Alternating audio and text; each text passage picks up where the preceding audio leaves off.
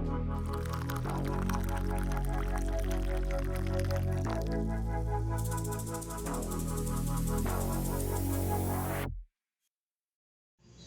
guys, how's it going?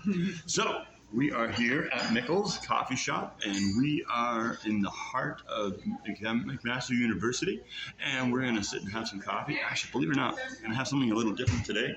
I am going to have a cold coffee with ice cream and whipped cream. Could be delicious. I don't know. I'll give it a try. Oh, it has espresso in it. Oh my god, it's amazing. You know that we have all our gang, right? We have Josh, the cameraman. We have Zander, and we also have Abi. And guess what? Abi's back. So Abi wants to talk to you guys for a few seconds. So let's get that done. Hi friends, I am back from Winnipeg. So I was gone this whole summer, and the reason I was gone this summer was because I had a really cool opportunity to go and work an exhibit. New area, new people, and a place I've never been before. I've never been that far north.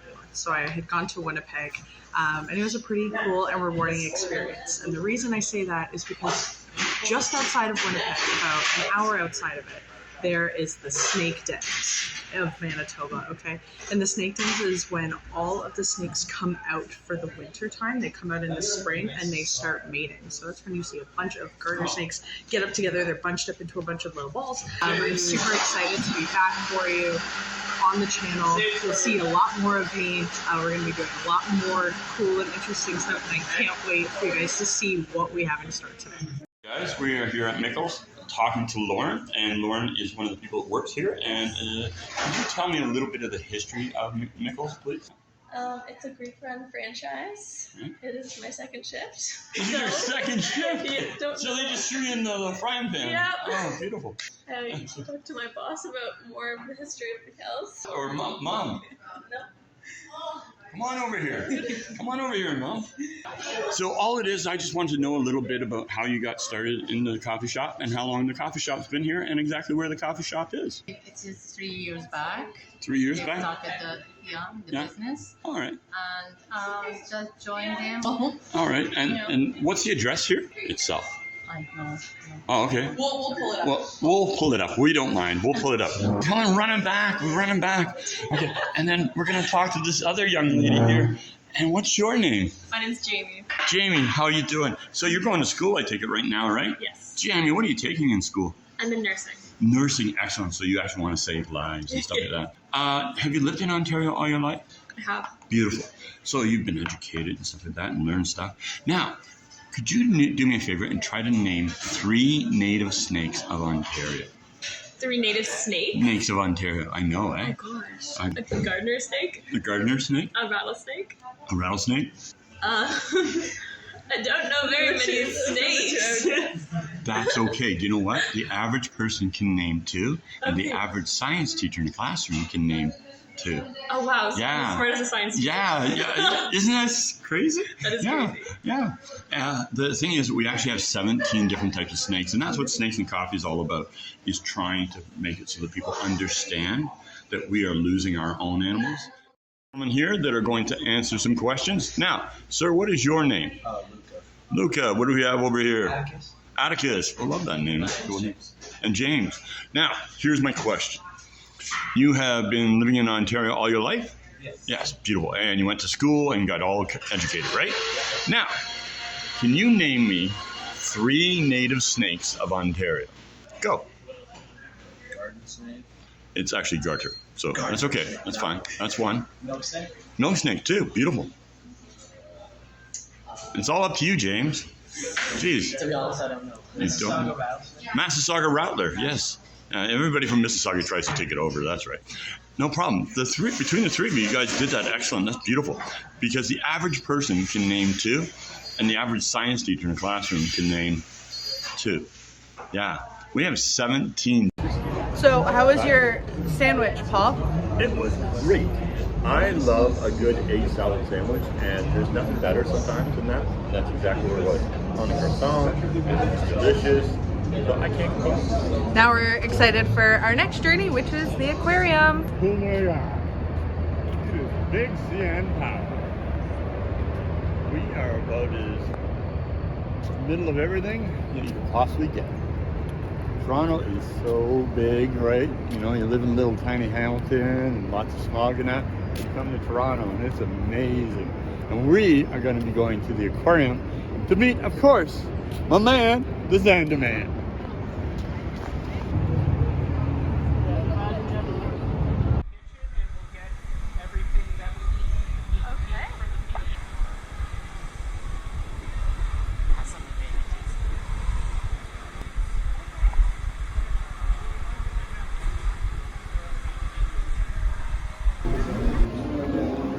This is the electric eel.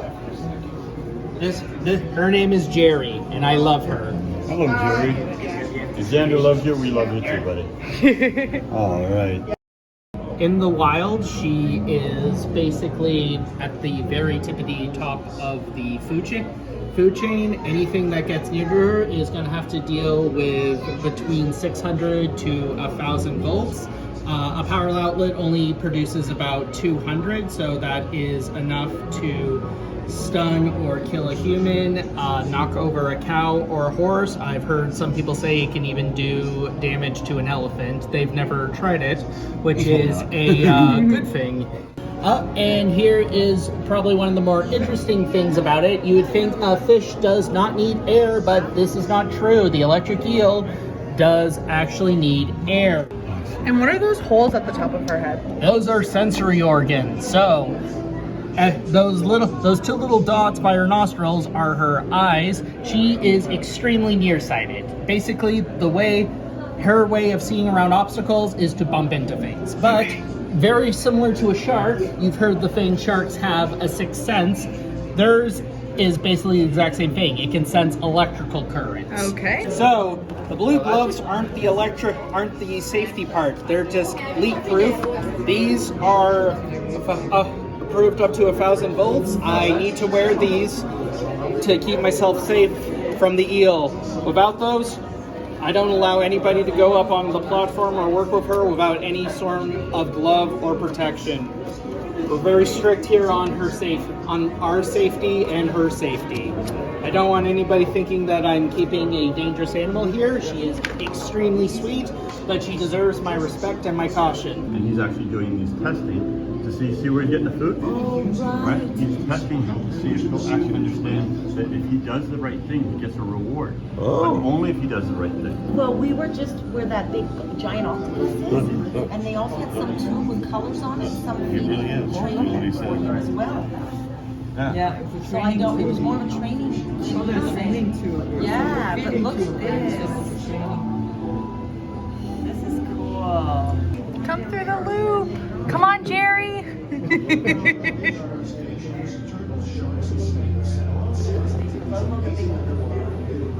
Come on, Jerry. You got this. You're so close. Oh, yeah. Yay! Oh, that's a plant. Dang, that leaf wasn't there. I'm pretty sure she'd be doing it like him. Pretty tall. Oh, yeah. No problem. Come on, Jerry. You got this. Oh, yeah. Yay! So it's an enrichment.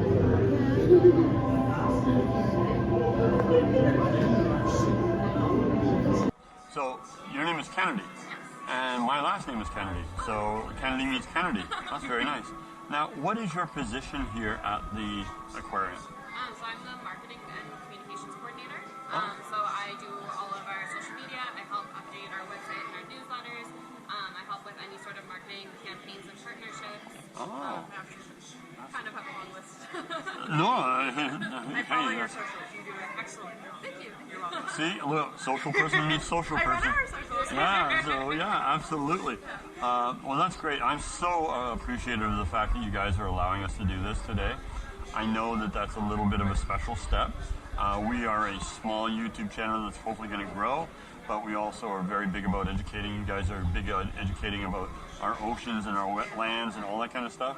And we were just talking a bit about the little scaly creatures that live around us. So thank you again so much. So they're two different exhibits.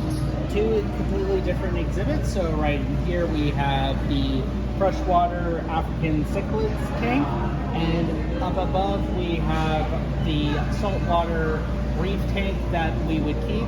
Have a couple of silver $7 in there. Some nice butterfly fish, a couple of tangs, an orange spotted spiny foot. Why is it called an orange spotted spiny foot? I don't know. It has spines, but it has no feet. So incredible.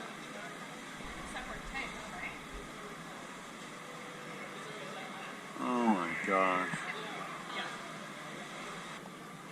Look at this fish, man. Look at this fish. Look at that guy. That's a cod. It's amazing that these fish are actually born with their eyes on both sides, and then later on they actually switch over so that they wind up being flat like that. Huh. It's so cool. Look at that beautiful fish. Oh, they are amazing. So I'm going to say that this is the Where's Nemo, or no, I forget the name of the movie, but the clownfish. There's like a billion of them right here. It's amazing. Oh my gosh. Piranhas are a lot like humans. Do you want to eat someone that's moving around and trying to get away from you? Of course not. They much prefer something to eat that is dead. Why? A lot easier. Okay. Carrying is such an easier way to eat food. Exactly. Will a piranha occasionally take a bite out of something that is moving? Maybe if it's drowning or struggling, that could attract them, but generally they prefer not to put all the effort into finding their food. And very commonly they'll swim in like swarms like this? This is 100% very natural. Red-bellied piranhas love being in a school. They're called striped leporanus, and they are the cleaners of my tank. So when I give my piranhas a feed, all these little bits and pieces at the bottom of the gravel. We'll get pieces of fish, we'll get seaweed or enrichment I've given them. They don't want to eat that, but the striped leopardus, they love eating all the little scraps, and that's why the piranhas don't want to eat them, is because why would you want to eat your cleaning crew? They do such a good job. Well, there's only one way to find out if a myth is true, and that is to test it. So I'll go put my hand in there and show what happens. Okay. So there's Xander's hand. Xander's hand, and they're just booking it. There's a hand in here, please. So Zander wanted to test the theory that if you put your hand in the water, is a piranha going to eat it straight to the bone? And the answer is no.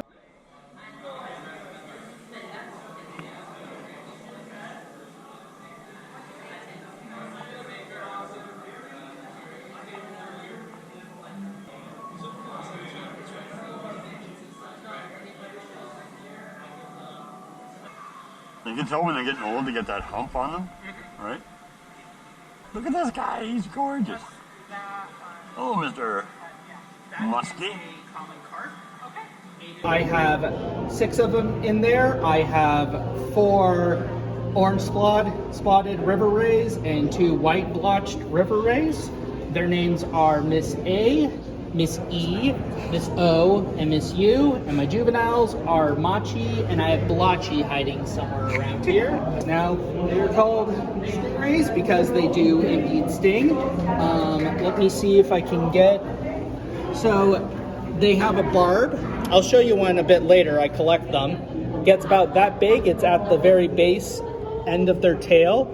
And serrated, very sharp, and apparently hurts like a dickens. It's kind of like a fingernail. We have to trim them, make sure it's safe for us to go in there. Very cool. There, so there's no risk of any of the guests getting stung by any of our saltwater rays, any of our freshwater rays. No risk whatsoever. And what do they eat, stingrays? We're very specific about, I give them more ground-dwelling inverts. So you can see some old clam shells in here. I give them clams, I give them mussels, I give them shrimp, I give them crabs and all that. Very benthic invert heavy. Their favorite thing to though eat is fish.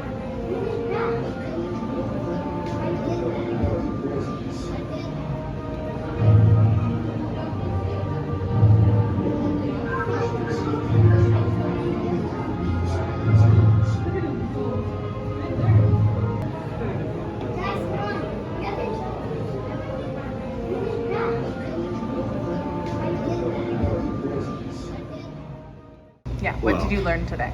One thing is that doing anything like this is just way too much fun. But what I did learn, and actually that was actually kind of fun learning it from Zander, was about the electric eel and how he actually is using the electric eel to show people that they actually do have thought and memory and stuff like that. So they use this hoop, and what happens is if the electric eel swims through that hoop, he gets rewarded, right? So it's obvious that he understands that. And the funny thing was, we watched it go through the hoop, and it wasn't the easiest task because there was actually other stuff blocking, and yet that still happened. So learning something from somebody else about something has always been cool. You know, the more you learn, the better, right? And I think that's what I learned today.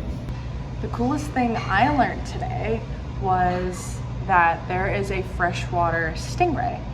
And all stingrays can sting, but the thing that makes it stinging is that they have a little barb, and the barb continuously grows.